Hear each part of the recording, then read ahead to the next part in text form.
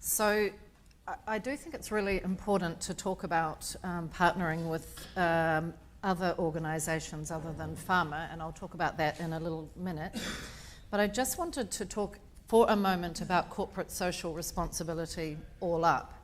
And that's the corporate social responsibility. It may be called other things in some other places like shared value, but it's about companies behaving responsibly in their markets, in their global markets, but also in their local markets, and increasingly globally. So that pressure will come on down into your countries. It's been given more priority. The 181, I think it was last month, 181 of the world's biggest companies all signed up to be taking much more interest in this area.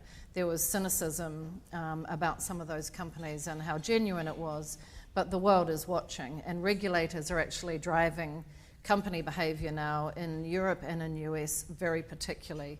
And that means instead of companies just making the money to benefit their shareholders, now by law they're starting to be required to report on how they're engaging and benefiting stakeholders as well. And just talking about legislation in India, and it's been for a few years now, it is legislated that 2% of company profits are given to CSR. So by law, they are required to. Millennials, young people, are demanding more of the organisations they work for and want to see them doing good in their communities. That may be with our kind of groups, it may be environmental, it may be their human resources behaviour and pay equity, gender equity, those kind of things. The integrated reporting is now starting to be seen as quite standard where this stuff is being included. It's not always fully authentic, but it's a start. And the UN Sustainable Development Goals are also being used in reporting. So it's a big opportunity time. And measuring impact rather than just outputs is a key piece of that. I probably don't need to list any of these things about why seeking non-pharma funding. And it's certainly not a criticism of pharma funding. It's, that's not a bad thing, not a good thing otherwise. But it's to have income streams that are more diverse across other areas, and there's all sorts of ways that could be with events or other types of fundraising. But corporate fundraising can be extremely lucrative if you have the right relationships and put in place. But increasingly in some countries, it's become very difficult to work with pharma in terms of legislation. And I can certainly comment in New Zealand that patient organisations that are receiving pharma money sometimes have a lot of problems with being able to advocate. They start reading about themselves in the newspaper. So it's become quite a hostile environment to do that. And obviously you can, you're not so tied to projects. You heard about even LC's funding. It needs to be all tied to projects. But corporate funding may not be. It may just be free and available to use on whatever you're wanting to do. And certainly broadens your reach. I wanted to encourage you to think about what you have to sell. As such, I've put that in inverted commas, but share your problems, and people do want to help. It may be that you're talking to people who could help you with IT. All help is not in dollars, it might be in kind, it might be other things. People may really well want to be involved in your cause. They see that as a really important thing. If they hear that lymphoma incidence is increasing, what can we do about that? How can we support that? Your organisation, you have I wouldn't say you're selling your reputation, but you have a national brand probably. There's heritage with that. You are trusted, there's status, and it's not nothing that you're giving away when you partner with them. You can obviously sell projects in terms of getting sponsorship for them, events and fundraising experience. Almost the single biggest thing, in my experience, that companies want is staff engagement opportunities. They want ways their staff can be involved and gain value and feel good about where they work. And there's so very many ways that you can offer that. And they might need encouraging away from wanting to be in hospitals and taking photos that are not, people might not want to be taken. But also there's media opportunities and social media opportunities.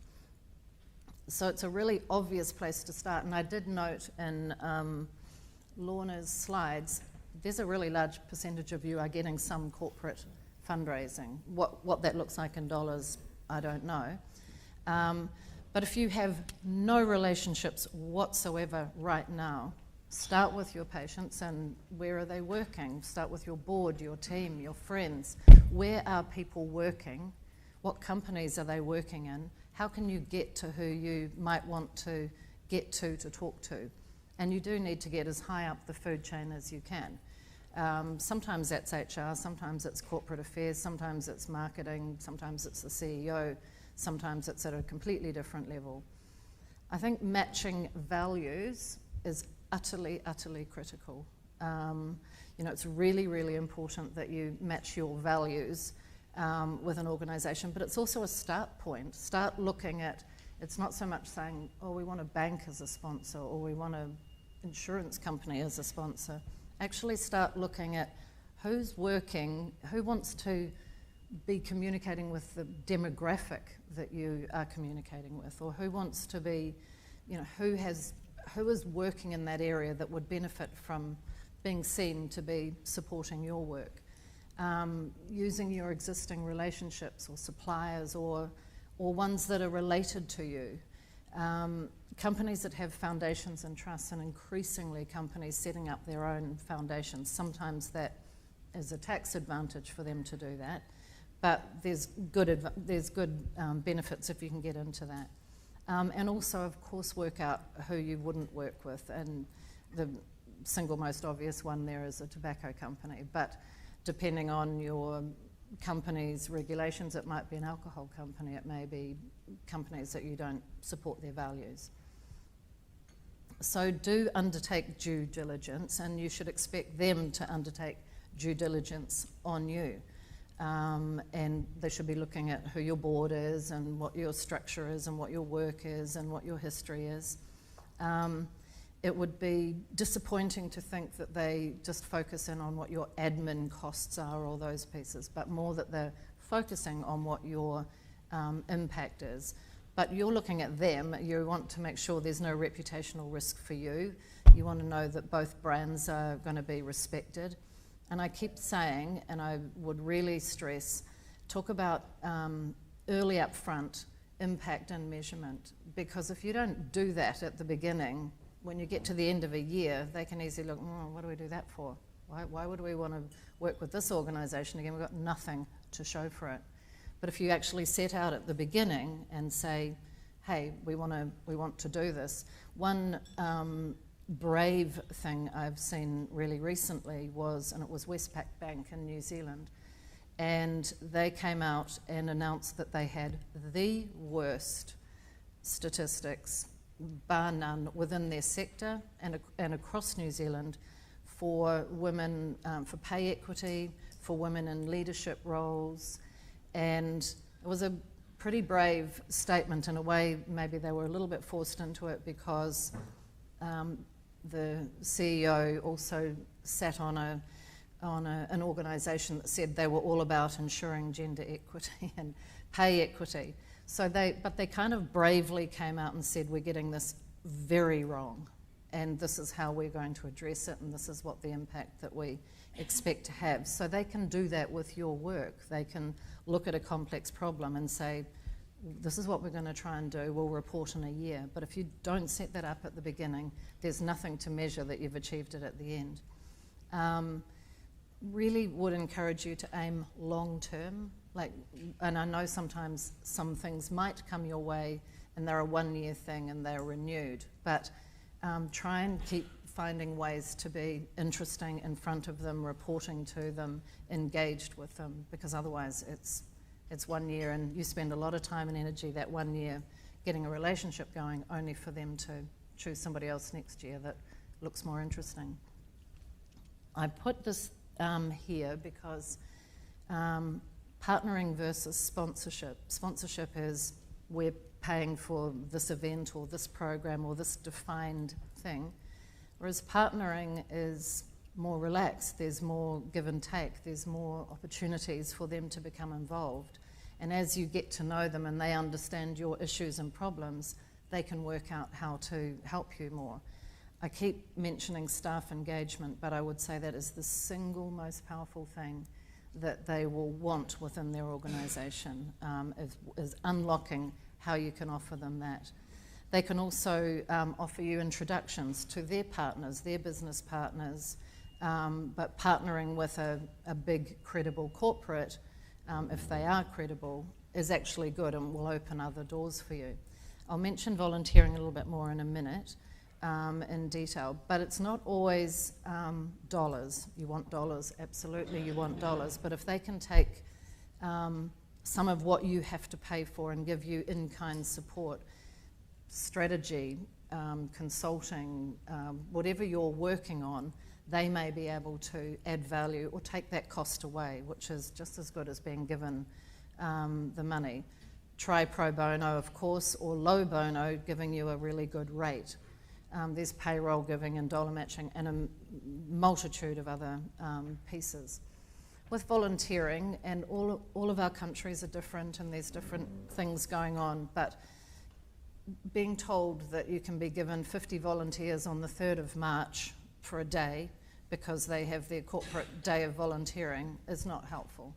You know, so working with them to say, hey, if everyone in the organisation has one volunteer day, and many companies now have 2, what about banking those? Because not everyone wants to do those days. In our country, it's really common you go and pick up rubbish on the beach. Well, the staff aren't very motivated by that, or planting trees, or there's only so many times you can do those things. But what if you bank those hours and reward staff with them? So it could be in marketing or IT or strategy or again anything else, HR, and they give you 50 days of one person who's an expert in that field. That's when they can tell a story of real impact, and that's when that person can go back and report into the company how important it was, their support. So I would urge, and we work with companies about using volunteering as a staff incentive. I won't go into everything on there, but rather than sign a 30-page contract with a big company, just have a 2-page MOU. You're going to do this, we're going to do that, this is the time period, this is who's responsible for what, very particularly who can say what and how you can use brands. But there's probably many templates that you can use, but I would just urge you to keep it really simple and on 2 pages, because if the relationship isn't in good shape, it doesn't matter whether you have a contract or not, they're not going to want to work with you. I've put this up, and these days this is Peter, New Zealand Peter. We have Australian Peter and New Zealand Peter. These days this is New Zealand Peter, his work, but we had a relationship when I was at PwC that spanned, and it's still going on, it spanned ultimately 15 years and is still going on. And it started by participation of 1 or 2 people in our events. And we had Shave for a Cure, we had a fine dining event, we had a golf event which is not listed, we have a climb event of our Sky Tower with firefighters, and we have a corporate equivalent. The good thing about them taking part in an event and doing peer-to-peer fundraising, so it's like doing a marathon or climbing stairs or whatever, the good thing about that is it's not money you can just have taken away from you. If they commit to raising 100,000 or 50,000 or whatever from their team, you're not sitting on their sponsorship line, and when they have a lean year, well, we're not going to give them that 100,000 this year. We're going to, we need that money. This is staff raised, and often they will match that. But just by way of example of the very many ways that we worked with PricewaterhouseCoopers, which is PwC, they did strategy for us. They gave us lead consultants for free to come and work with our board and do strategy sessions. And again, their story about being able to talk about that was really powerful for them. So it might have only involved 1 or 2 consultants on the day, but the impact that they could describe was really useful for them. We had access to their senior leadership team. I could see the CEO, I didn't overuse that, but whenever I wanted to. But we had access to the senior team. They would open a whole lot of doors for us. We held an event called the Champions Lunch, which we created with them. And we called it the Champions Lunch because they hosted in their beautiful offices with harbour views a lunch that we were allowed to invite 70 people to thank them. And we all know in fundraising you're always asking and asking and asking people. This was to thank them. It was to acknowledge the champions who are patients, the champions who raise money for us, the champions who support us in all sorts of ways. And in all honesty, for years afterwards, people would talk about being at the Champions Lunch and what it meant to them, and then they really understood what our work was. They can also open doors on speaking engagements, and I was invited to speak to their corporate teams or other groups or other companies that they were working with because they were proud of the work they were doing for us. Obviously, they partnered with other corporate partners. I mentioned something there called Work It Out, which was a program that we developed with PwC, which was about patients going back to work. What were their rights? What did they need to disclose to their employer? What about people that were losing their job? Could that, how could that work? And put an entire program in place with PwC. At ESMO, just a couple of days ago on the patient track, a group from the Netherlands had done a way more comprehensive program for this that they're piloting, and I would like to think it could pass out through Europe, but it's got big partners in it with Deloitte and other companies about that you can't sack somebody when they're sick. You can't, you need to offer their job, you need to help them get through their illness and be a good employer, and there's a lot of companies signing up to these kind of initiatives now. And they, again, this is the kind of stuff they can report on, going back to what I said in the beginning, the integrated reporting. Report on your impact, as I said, because that's the stories they can tell. Make sure they have the, yes, we helped this many people, yes, we did this, but what that really meant was this person could go back to work, this person could finish their treatment, this person could, whatever it was. These were the impacts of your money helping us. Offer to speak, and those are great speaking engagements, they're great ways of acknowledging. Also enter awards for campaigns or work that you're doing with them. That's another way to really showcase them. And show your appreciation. And I just wanted to put up there, some of those companies won't mean anything to you, but that's by way of example, the companies that we were working with. And some of them you'll know, they're global companies, PwC, Bridgestone, Suzuki. But in all reality, you could say there's no real reason why any of those companies would actually want to work with a blood cancer group. There's no actual, on the surface, reason they would.